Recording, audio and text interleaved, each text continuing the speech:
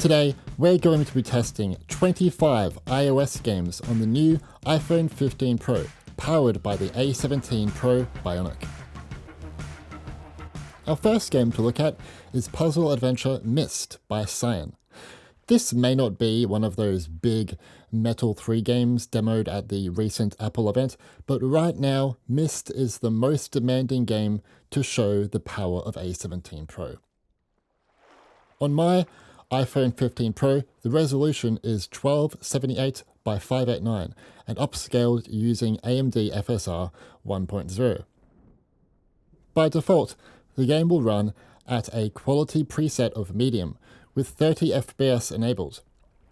Over a 20-minute playthrough exploring 3 different worlds, the FPS only dropped once, going down to 24 in Channelwood Age. That's really cool. You can comfortably play at epic quality if you choose to play at 30 FPS. It won't be a completely locked 30 FPS, it will drop down to 27 or 28 FPS frequently, but you're not going to notice this on the iPhone's small display. If you enable 60 FPS at medium quality, it won't be a locked 60 FPS, sadly.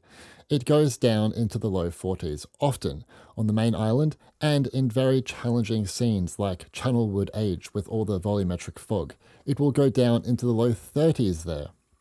The device gets very hot with 60 FPS enabled, which causes the frame rate to drop dramatically, no matter the quality settings you choose. Even at low settings, the FPS will still drop into the low 40s, but not as frequently. The game has an unlimited FPS option, but I can't track 120 FPS due to technical reasons right now, but I doubt the iPhone 15 Pro would be able to get anywhere near this target, even at low settings. I mean, the iPad Pro can't. War Thunder has been updated for iPhone 15 Pro with ultra-high textures, metal effects support, and hardware-accelerated ray tracing. Here I am, playing at maximum graphics with 120 FPS enabled, and ray tracing is on high. Gaijin told me at max graphics the resolution is scaled up by 1.3 times. So it's running at 1966 by 906 for me. As you can see, it's usually over 60 FPS. However, it can drop down into the mid-40s in challenging scenes. Ray tracing isn't that demanding here, for me anyway. With it off, I only receive about plus 10 FPS, which isn't that big of a difference. One problem with this game is that achieving 120 FPS is not really possible right now. When you first launch the game, it may hit 120 FPS, but after a short time frame due to thermal throttling, the FPS will tank, even on low settings. In the end, the FPS won't get over 60. Up next, we have Dragonheir Silent Gods. Now this is a pretty mediocre gacha RPG game. I don't know why Apple showed this at a recent event. Anyway, the only reason I'm showing it is because it supports Metal 3 and Metal Effects on iPhone 15 Pro. Metal Effects in the background. It runs very well here. However, it's not a very demanding game like Apple may tell you. The developer didn't inform me what resolution it's running at, unfortunately, but at very high graphics quality, it usually stays close to 60 FPS. I've only played about 30 to 40 minutes of this game, so take this performance lightly. This game is quite boring for me. Dragonheir Silent Gods supports universal purchase and cross-progression between iPhone, iPad, and Mac too, if you're interested in it, and it's free. Moving on, we have the limited release version of Call of Duty Warzone Mobile Battle Royale. Currently, the game offers 3 quality presets. However, I only suggest going with Performance and Fidelity, which runs the game at a higher resolution and provides up to 60 FPS gameplay. I can't tell you what resolution it's running at because no one would tell me. Warzone really requires a high FPS to be playable, and the other graphical modes only offer 30 FPS. On my iPhone 15 Pro, The game typically hangs on 60 FPS in this mode, but can drop quite a bit when engaging in combat. It's important to note that Warzone Mobile is still being worked on. The graphics are not amazing, especially compared to the PC and console version, so hopefully this performance and graphics should improve by the full release, but I don't expect it to still be anywhere close to PC and console. Still, the game is pretty fun for what it is, and controller support is much better implemented here than COD Mobile. I also have a strong reason to believe that the game now runs on Metal 3, as it recently was updated to iOS 16. Wreckfest is one of the most demanding races to try on iPhone 15 Pro. Handy Games used Molten VK in order to port it to iPhone, iPad, and Apple TV. This one has full controller support too, with rumble vibration. By default, the game will run at a mix of high and medium graphics, 30 FPS and a screen scaling of high. High screen scaling upscales the resolution by 50%, so 1278 by 589 on my device. As you can see, it's pretty much a locked 30 FPS, sometimes hitting 29. You can easily play at max graphics if you enable 30 FPS. With screen scaling on extreme, the resolution is upscaled from 83%, so 2121 by 978 on this iPhone. It's pretty much locked to 30 FPS still, which is really good. The game looks wonderful in this state. Graphically, I'd say it's close to the next-gen console version. If you enable 60 FPS for this game, it won't be locked to this target, even at lower settings. Again, I think this is simply due to the iPhone becoming quite hot with this one. The only device that can achieve a mostly locked 60 FPS with Wreckfest are the M series iPads. The game does have a 120 FPS option, but I can't track 100 FPS due to technical reasons right now, but I strongly doubt it would be anywhere near this target on this iPhone. Our next game to look at is Alien Isolation by Feral Interactive. Isolation runs on Metal 2.3 and has full controller support with rumble vibration. Despite its beautiful graphics, it's actually not a very demanding game anymore, so its performance won't surprise you here. Alien Isolation offers a few graphics presets. First is Graphics, which runs the game at the highest resolution possible. Feral don't want to tell me what it is though. And 30 FPS. I've got one of the most challenging scenes up and running, which is inside the alien nest. It's mostly 30 FPS, but has some issues with dropped frames. Still, I'm quite impressed because this scene struggles on other devices. The next preset is Performance, which runs the game at a lower resolution. Again, Feral don't want to tell me what it is, and 60 FPS. Feral are optimization kings, and it's mostly 60 FPS here. It does drop though when using the flamethrower. Feral also told me that this game does not use a dynamic resolution. It uses a fixed resolution. They just won't tell me what it is. I really don't like Genshin. It sucks, so my performance results for this game won't be great. But this is one of the games Apple showed on the iPhone 15 Pro at the event, so I thought I should too. Anyway, by default the game will run at high settings and a 30 FPS target. It wasn't a completely locked 30 FPS with some minor dips, but it was not often. You can easily play at highest graphics, but I suggest 30 FPS for this. The frame pacing will be very similar to default graphics.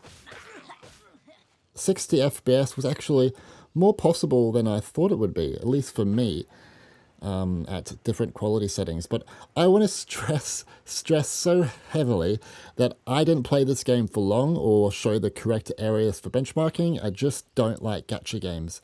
Genshin Impact will soon support ray tracing and metal effects on iPhone 15 Pro.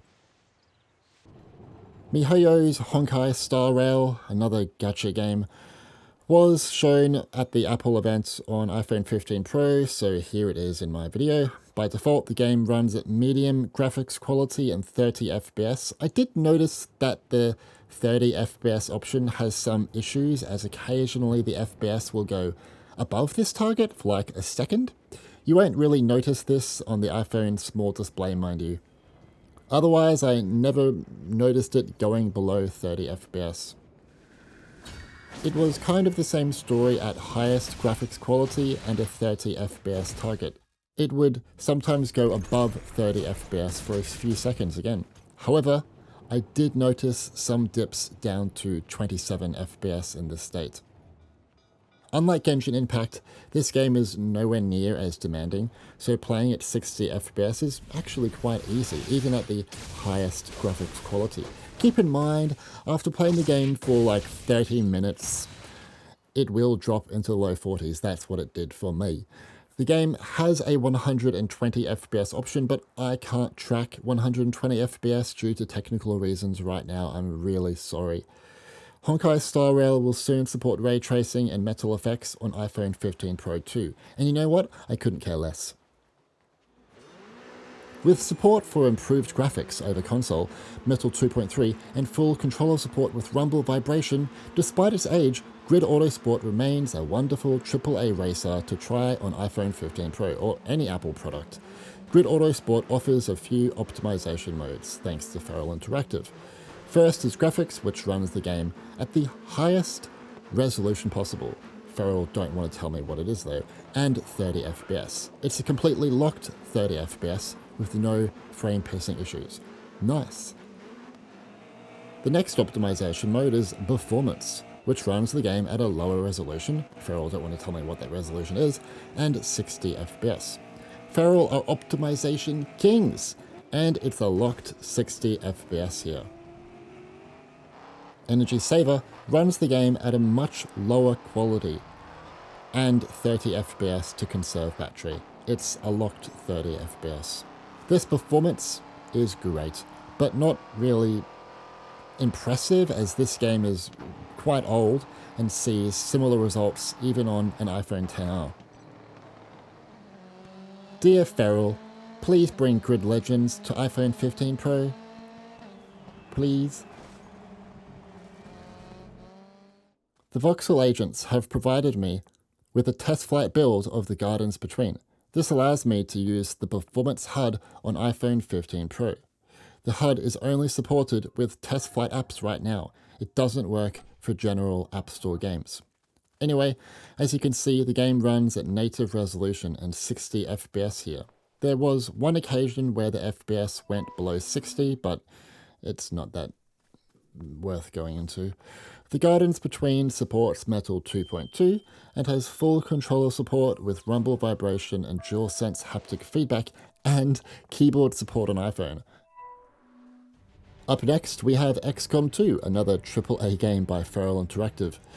It's an Unreal Engine 3 game with Metal 2.3 support. XCOM 2 offers a few optimization modes. Classic Feral. First is graphics, which runs the game at the highest resolution possible. Feral won't tell me what it is though, and 30 FPS. This game is very demanding, so you will see some minor drops here and there, but you won't notice it really in person. It's still really good. This game is very, very demanding. The next optimization mode is Performance, which runs the game at a lower resolution, and I don't know what the resolution is, and 40 FPS. I hope in the future Feral can crank this up to 60 FPS, but maybe that is too demanding for iPhones because they'll get too hot, is my guess. Energy Saver runs the game at much lower quality settings and 20 FPS to conserve battery. It's a locked 20 FPS, but the low frame rate is quite noticeable, even on a smaller display. But the whole reason it's here is to conserve battery, so it's like a last resort.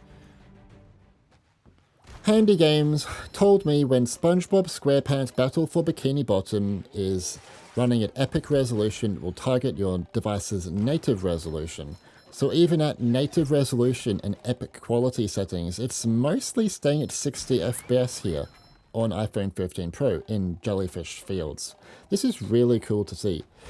It's not a miracle though, as this game is really well optimized, seeing similar results back to the iPhone 13 Pro or devices with an A15 Bionic chip. Descenders is a pretty lazy port on the App Store, in my opinion. It runs at low settings by default in the background on every iPhone and iPad. On my iPhone 15 Pro, it targets 1936 by 893, which thankfully isn't that too low of a resolution. At least its frame pacing too is flat here. It does have some issues on weaker chips, but not really here. Still, it's a really good game, despite the sloppy port. And one cool thing about it is that it has controller rumble support. Next, let's take a look at Sky, Children of the Light. This is a beautiful game, and it comes with a few graphical settings that make it scale up well on iPhone 15 Pro or any device. First is default mode, which runs the game at 1805 by 832 on my device, and 30 FPS. It's a locked 30 FPS.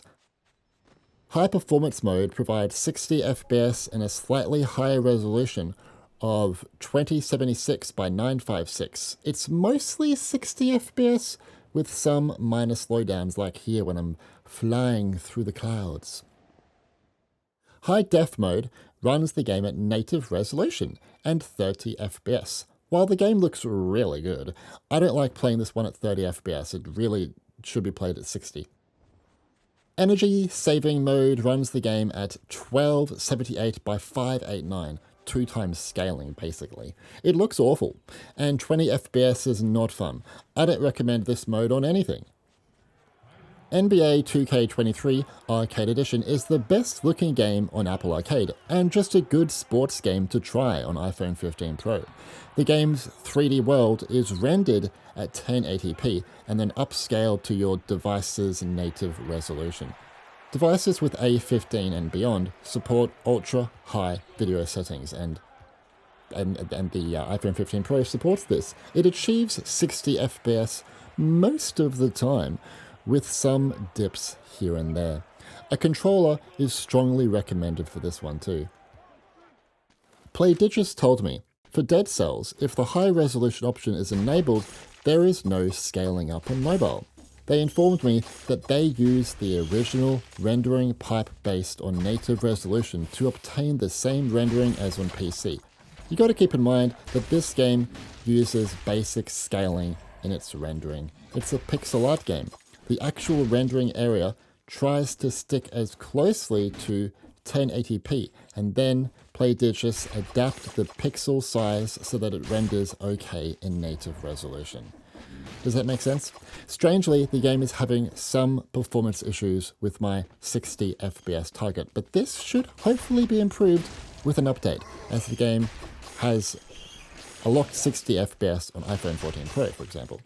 Dead Cells also supports up to 120 FPS, but due to technical reasons I can't track this right now. Please forgive me. A controller is also strongly recommended for this one. Total War Medieval 2 is never a game I thought would be comfortable to play on iPhone, but here we are. Feral Interactive have adapted the UI very well for touch. By default, the game also runs at the highest quality and supports up to 60 FPS. However, as you can see, it pretty much never gets a locked 60 FPS on iPhone 15 Pro or many devices. It's not the end of the world. Guys, it's not the end of the world. Relax, as this game is very playable even at 20 FPS. And despite its age, this is actually, quite a complex game with a lot going on in these battle sequences. Feral also added a battery saver mode, which plays the game up to 20 FPS to help save battery life. Moving on, we have Minecraft. I'm not sure what people want to see in this game, but here I am playing at the highest quality graphics possible, and the render distance is on 17 chunks, and I have a 60 FPS target. It's about 50 to 60 FPS. I think that is quite impressive, but I don't know. I don't play this game like most people do. I also thought it would be fun to litter this village with TNT and blow it up to stress test the A17 Pro GPU. As we can see, it goes down to 10 FPS and then hangs around 20 to 30 FPS after the explosion. I don't know if that's good or bad. I wanted to see what it would be like. I suggest putting the render distance to 10 chunks for slightly better performance on iPhone 15 Pro. Does the A17 Pro fix the terrible frame pacing issues in what remains of Edith Finch? Nope. Not even an M2 iPad Pro can. At least it's a locked 30 FPS and the game looks gorgeous here. On iPhone 15 Pro, the resolution is upscaled by 1.33 times. So it's 1921 by 886 on iPhone 15 Pro, and the game plays at high graphics by default in the background. For an indie game, it is one of the best looking games to try on iPhone 15 Pro or just mobile in general. How does Gunfire Reborn perform on A17 Pro? Perfectly fine. This is by no means a challenging game to try on anything, really. It runs at a locked 60 FPS at high graphics. It also runs at native resolution here. This is currently the best FPS game to try on iPhone 15 Pro, or any iPhone, or iPad in general. It's like Borderlands meets Risk of Rain 2. It's very fun. And even better with a controller in hand. Some might laugh at me for including Vampire Survivors in a gaming performance video, but I don't care. Go away, this is my video, I can do what I want. Ponkle told me Vampire Survivors runs at native resolution on iPhone and iPad, and it targets 60 FPS, as you can see. Obviously, I'm very early on in the game, but I think it's cool that the game is locked at 60 FPS, even with so many on-screen enemies. But still, a bit later in the game, I don't know if it's going to be a locked 60 FPS, but I can't imagine it wouldn't be. It's just it's a 2D game, but I don't know, I'm just one person. Farlight 84 is a new fast-paced hero battle royale powered by Unreal Engine 4 and Metal 2.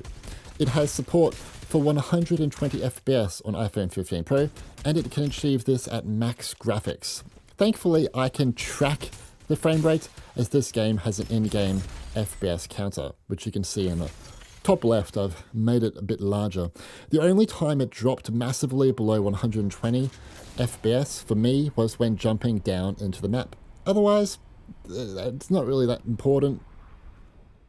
Otherwise, it's 120 FPS, always with some very minor dips. The developer of these free Battle Royale games will tell you it has the graphics of a console AAA game, but that is total bull. This game is nothing special in the graphics department, so don't be surprised by the performance. It's a good game, don't get me wrong, I like this game. The developer, if you're watching, please add controller support to this game, you fool.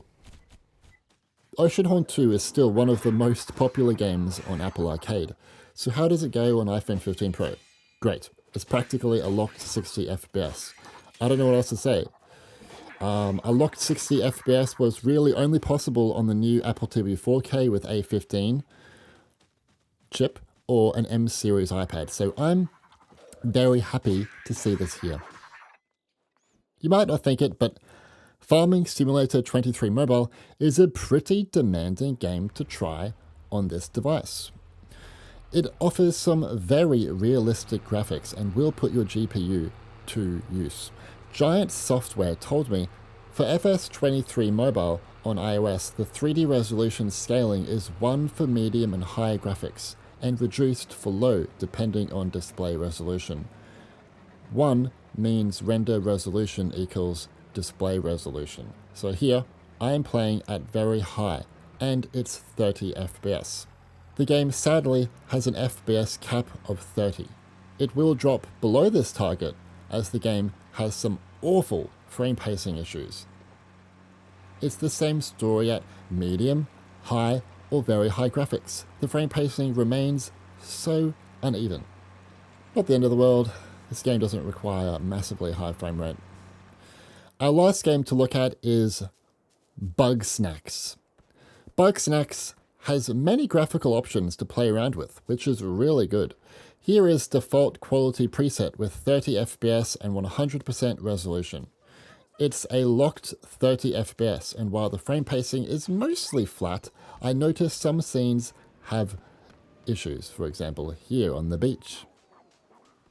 You can play at max settings though, with 60 FPS and 100% resolution. This provides mostly 60 FPS, but the device will get a little hot and start to thermal throttle, and the FPS will drop. In this case, I suggest putting the resolution to auto, which will apply a dynamic resolution. This will hopefully prevent the device getting too hot when trying to reach that 60 FPS golden target, baby. What do you think of the gaming performance offered by the iPhone 15 Pro and A17 Pro Bionic chip? Are you impressed or disappointed? I think it's, a pretty powerful chip, but we don't have many big games to show off its true power. And it obviously still has issues with thermal throttling. That is why playing at 30 FPS is advised for most of these games, and why a game like Resident Evil Village will be played at 30 FPS when it comes out. Anyway, leave a like if you enjoyed this video, and subscribe and turn on notifications to stay up to date with everything Apple gaming related. My name is Stewie, and thanks for watching.